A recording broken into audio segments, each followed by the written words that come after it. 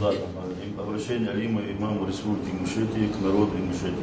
Алима и имам Республики обеспокоены складывающейся в нашем обществе ситуацией, когда между тейпами возникают споры и конфликты по поводу родовых башен и земель горной Ингушетии. Наш народ имеет древнюю историю и богатое культурное наследие в виде родовых башенных комплексов, архитектурных памятников и мест с богатой природой.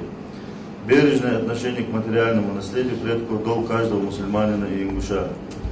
Сегодня с тревогой вынуждены констатировать факт того, что в последние годы недоброжелателями и врагами нашего народа ведется целенаправленная политика по разобщению ингушского общества, используя любые разногласия, в том числе разжигая споры об исторической принадлежности родовых земель и башен. К сожалению, отдельные представители нашего народа поддаются на эти провокации, вследствие чего возникают межтейповые конфликты, доводящие порой до человеческих жертв.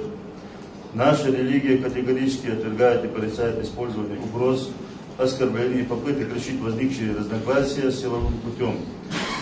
Нет сомнений в том, что народ Ингушетии должен быть един в деле сохранения исторического и культурного наследия ингушского народа, а также в противодействии всем явлениям, разжигающим подобного рода споры.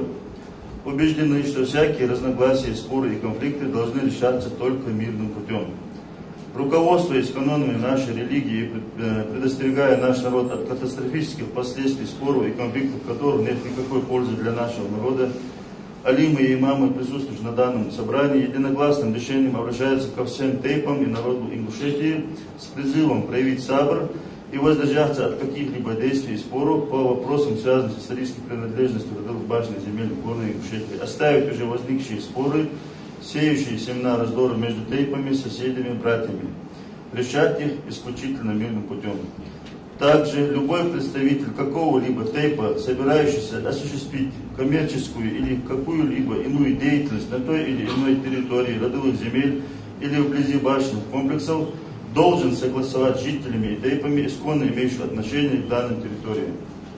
Мы должны сплотиться и не поддаваться на провокации с целью сохранения и развития нашего общего дома Республики Ингушетия.